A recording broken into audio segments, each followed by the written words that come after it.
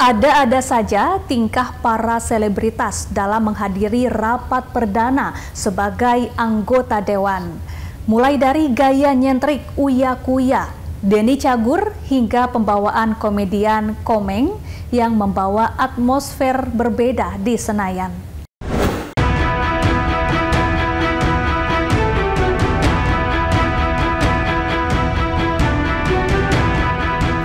Surya Utama atau Uya Kuya lolos Pileg 2024 dari Partai Amanat Nasional setelah menang di Dapil DKI Jakarta II. Dalam rapat perdana sebagai anggota dewan, ia hadir dengan tampilan yang mengundang perhatian. Selain Uya Kuya, ada juga Denny Cagur. Presenter sekaligus komedian dengan nama lengkap Denny Wahyudi ini lolos dari PDI Perjuangan dengan 58.043 suara. Denny Cagur dan Uya Kuya telah menjalani kegiatan pemantapan nilai-nilai kebangsaan oleh Lemhanas dan KPU untuk calon legislatif terpilih 2024-2029. Satu lagi yang kita pasti tahu, Alfian Syah alias Komeng meraih suara fenomenal dengan capaian 5 juta suara sebagai calon Dewan Perwakilan Daerah wilayah Jawa Barat. Menariknya, jika Komeng yang kita tahu selalu usil, lucu, kerap mengundang tawa. Mode serius Komeng bikin pangling publik saat membahas anggaran DPD RI dan ingin membuat Dewan Perwakilan Daerah bisa menggigit serta tidak ompong.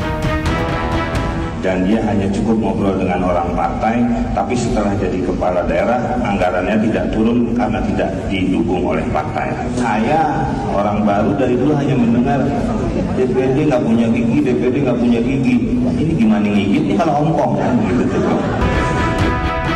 Bahkan pernyataan penutup Komeng mendapatkan tepuk tangan seluruh peserta rapat. Saya juga kali tersinggung dengan saudara saya, Pak Pendra. Katanya di sini orang-orang yang daripada nganggur akhirnya masuk DPD. Nah, makanya supaya DPD ini kuat, jangan dibicarakan caranya mulu. Kapan bergeraknya, Pak? Terima kasih. Wassalamualaikum warahmatullahi wabarakatuh. Komeng bersama teman-temannya ini dilantik sebagai wakil rakyat dan resmi bertugas pada tanggal 1 Oktober 2024.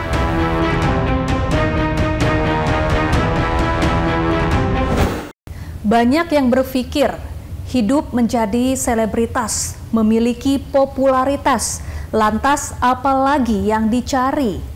Sampai berani banting setir dan memutuskan duduki kursi di Senayan. Ini sebenarnya apa sih yang membuat kakak tertarik di politik? Wah, banyak banget sih Mas ya. Kalau kita bicara soal apa yang menarik itu, kita bicara banyak isu-isu yang terjadi di negara ini yang pastinya itu kan membutuhkan banyak orang juga untuk bisa bagaimana kita bisa mewujudkan Indonesia yang lebih baik gitu. Itu salah satunya. Setelah kita turun ke lapangan, belusukan, di situ kan kita bisa ngelihat apa sih isu-isu yang terjadi di masyarakat itu. Kak, sebelum kakak menjadi wakil rakyat nih, sebenarnya gregetan nggak sih Mbak kalau misalnya melihat wakil rakyat yang tidak memperjuangkan mereka? Oh ya, gregetan, tapi kalian juga harus bisa adil gitu, karena nggak semua wakil rakyat itu seperti yang diberitain semuanya sekarang ini kan yang diangkat semuanya yang buruk-buruk kan. Tapi yang aku lihat banyak sekali kalian juga tidak expose yang benar-benar bekerja dengan sangat baik. Itu juga sangat banyak loh gitu. Jadi kasihan kalau seandainya masyarakat hanya melihat atau yang terekspos itu hanya wakil rakyat yang jelek-jelek aja, akhirnya mereka tidak punya harapan. Padahal sebenarnya wakil rakyat ini kan mewakili rakyat, di mana mereka itu memberikan pundaknya untuk jadi sandaran buat masyarakat supaya masyarakat itu punya harapan. Dan masih banyak wakil rakyat yang memang menjadi sungguh-sungguh menjadi wakil rakyat gitu. Ini kakak mau masuk ke komisi berapa kak? Ada rencana kak? Kalau soal komisi aku serahkan semuanya ke fraksi dan tegak lurus mengikuti apa yang diperintahkan oleh Nasdem. Tapi kita juga sebenarnya bisa, seumpamanya aku menyarankan kayak aku pengennya di kesenian, budayaan, karena memang itu adalah passion aku juga. Kenapa? Apa yang salah? Kenapa dengan latar belakang? Apa yang salah? Apa yang membuat abang berminat untuk terjun ke dunia politik? Ya ini kan persoalan peluang, gitu kan. Ya kami berkarir di industri musik ini kan sudah puluhan tahun. Pencapaian-pencapaian yang kami bisa kita bilang yang kita kejar itu kan sudah kami peroleh gitu ya.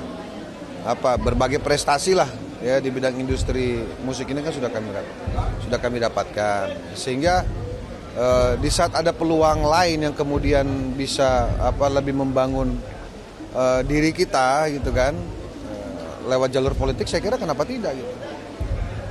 Kalau kami kan backgroundnya kebetulan keluarga kami kan bapak saya juga dunianya kan dunia politik ya, dunia organisasi. Adik saya malah lebih dulu jadi anggota DPR sebelum saya gitu. Jadi sebelum jadi wakil rakyat, abang melihat para wakil rakyat yang tidak memperjuangkan orang-orang ini gregetan nggak sih? Ya cara mengukurnya kan berbeda-beda lah saya kira. Kita juga tidak boleh sekedar dari perspektif kita sendiri melihat cara kerja orang lain. Mungkin ada yang sudah bekerja tapi sistem yang tidak berjalan. Ada yang sudah berjuang tapi situasi dan kondisinya mungkin berbeda gitu kan. Yang paling utama adalah bagaimana tugas dan fungsi ini kita pahami dan kita laksanakan. Itu yang paling utama menurut saya gitu loh.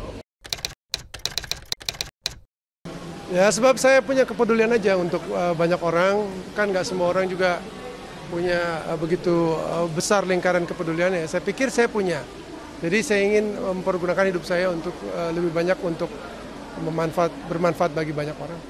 Bang, sebelum jadi wakil rakyat bang, abang suka gregetan nggak sih ngeliat wakil rakyat yang tidak memperjuangkan masyarakat saat dia menjabat di Senayan? Iyalah pasti.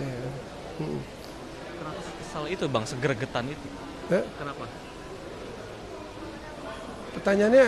Iya, memang mungkin sebelum abang jadi wakil rakyat, itu abang sering kesel nggak sih ngeliat wakil rakyat yang lain tuh nggak memperjuangkan masyarakat di Senayan?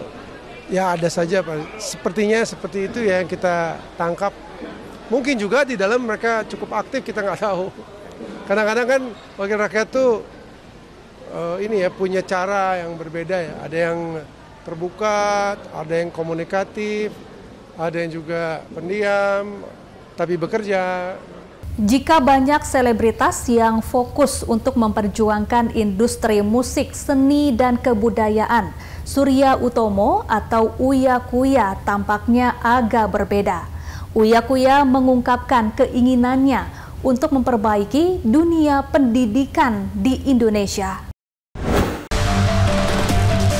Artis Surya Utomo atau yang lebih dikenal dengan sapaan Uya Kuya melenggang ke Senayan sebagai anggota DPR dari Dapil Jakarta II yang diusung oleh Partai Amanat Nasional atau PAN.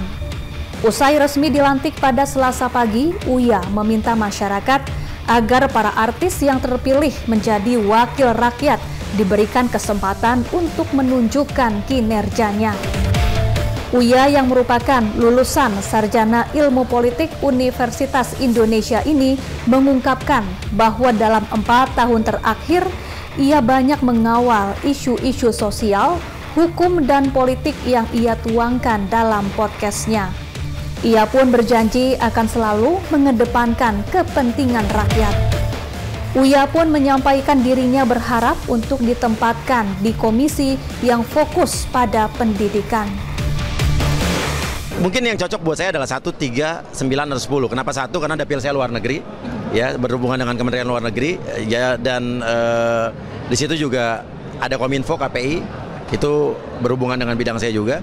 Kalau Komisi 3 berhubungan dengan bidang hukum, di mana kasus-kasus hukum yang banyak saya angkat, udah ratusan kasus, dan alhamdulillah banyak yang selesai. Mungkin cocok di Komisi 3 untuk penegakan undang-undang, ya. Terus udah gitu juga Komisi 9 ada tenaga kerja dan kesehatan. Tenaga kerja saya fokusnya pada pekerja migran.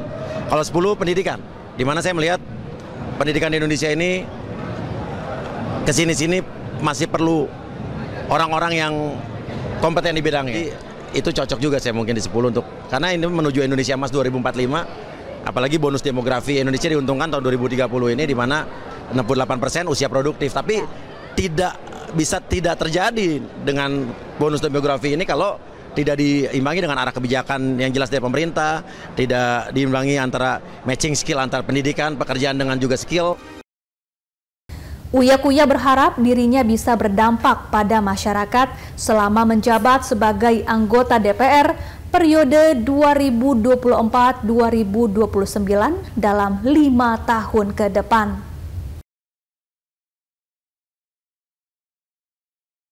Setelah banyak selebritas berbondong-bondong menjadi anggota dewan, ada wacana baru, yakni rumah dinas akan dihilangkan dan berganti dengan tunjangan. Berikut kami tampilkan dialog terkait hal ini untuk Anda. Sebenarnya kalau rumah dinas itu mau ideal, sebenarnya semua atapnya diganti, kemudian strukturnya diperbaiki gitu ya. Karena problemnya sebenarnya kalau disebut layak tidak layak sebenarnya itu debatable ya, atau artinya sangat relatif lah kalau disebut layak tidak layak, menggunakan kacamata apa gitu ya. Namun memang ini problem yang selalu kita kaji dalam 5 tahun belakangan ini, khususnya setiap hujan dan di ruas yang paling selatan yang sedikit dengan berhimpitan dengan sungai itu juga kalau hujannya agak besar memang air itu naik. Kemudian biasanya genangannya bukan hanya sampai di jalan, biasanya sampai juga di dalam rumah walaupun cuma setinggi lutut ya. Saya kira memang kondisi perumahan di Kalibata ini memang punya banyak catatan-catatan sehingga kalau ingin ideal memang itu harus direvitalisasi secara serius sehingga biaya pemeliharaannya juga nanti lebih rendah. Nah, rumah ini kan mirip-mirip kayak orang gitu ya, makin tua pemeliharaannya makin banyak gitu penyakit. Jadi itu juga jadi pertimbangan sehingga buat kami dari sisi bukan hanya dari sisi soal ekonomisnya, tapi dari sisi akuntabilitas ini kedepannya tentu akan lebih baik kalau diberikan dalam bentuk tunjangan perumahan sehingga pertanggungjawabannya akan lebih mudah dan akuntabel tentunya karena itu diberikan dalam bentuk lamsam. Saya kira gagasan itu ditangkap dan disupport oleh pimpinan DPR dan fraksi-fraksi bisa memahami walaupun mungkin ada teman-teman anggota DPR yang 1-2 memang nyaman di Kalibata karena memang lokasinya tuh dekat kemana-mana dan daerahnya memang cukup hijau ya karena pokoknya sudah cukup besar-besar di sana hingga kalau untuk mencari rumah lagi dengan anggaran yang diberikan nanti belum tentu semua anggota bisa dapat perumahan yang bisa tidak jauh dari kawasan parlemen mengingat rapat-rapat dewan itu kan kalau sudah masa persidangan cukup padat dan biasanya bisa selesai sampai malam gitu. Bahkan di beberapa komisi kemarin saya monitor sampai dengan pagi juga masih banyak yang rapat terutama dalam pembahasan undang-undang misalnya. Saya kira itu Mbak Aye.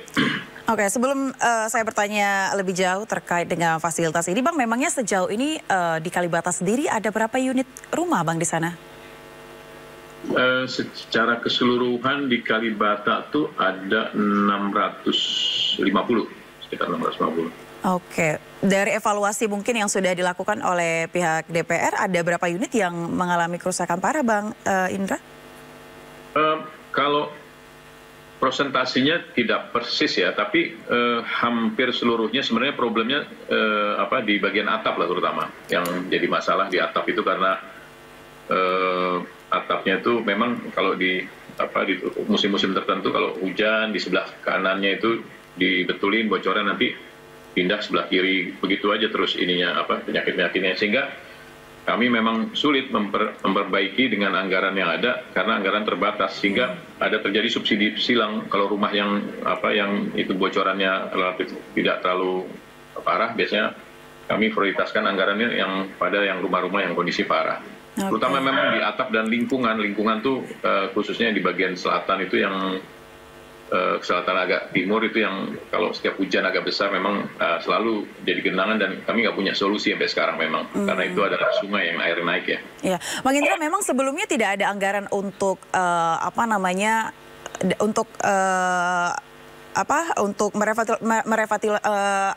menjaga kondisi perumahan tersebut. Masing-masing anggota DPR mendapatkan anggaran itu atau tidak, Bang Indra? Ya, kalau dirata-ratakan sebenarnya indeksnya tuh setahun sekitar 25 juta ya indeksnya kalau dirata-ratakan saya ambil kasarnya, sehingga ya rata-rata kalau tiap bulan di sekitar 2 jutaan lah gitu kalau diindekskan gitu. Tapi tentu dengan indeks gitu, dengan kerusakan yang ada, memang nggak mudah merawat aset supaya bisa benar-benar aman gitu ya, karena selalu ada keluhan itu selalu ada dari anggota dewan karena mereka terganggu ya dengan adanya misalnya kerusakan atau bagian-bagian yang kelembapan tembok yang itu memang rembesan dari bawah. Kalau temboknya itu masih cuma dicat ulang atau diterok itu muncul lagi biasanya. Deretan artis yang menjadi anggota dewan menggelar konser bertajuk People Fest. Sesaat lagi tetaplah di Inside Story. Saya memahami akhirnya bahwa ternyata untuk berperan aktif mewujudkan cita-cita demokrasi di Indonesia tidaklah semudah seperti yang kita lihat di layar kaca.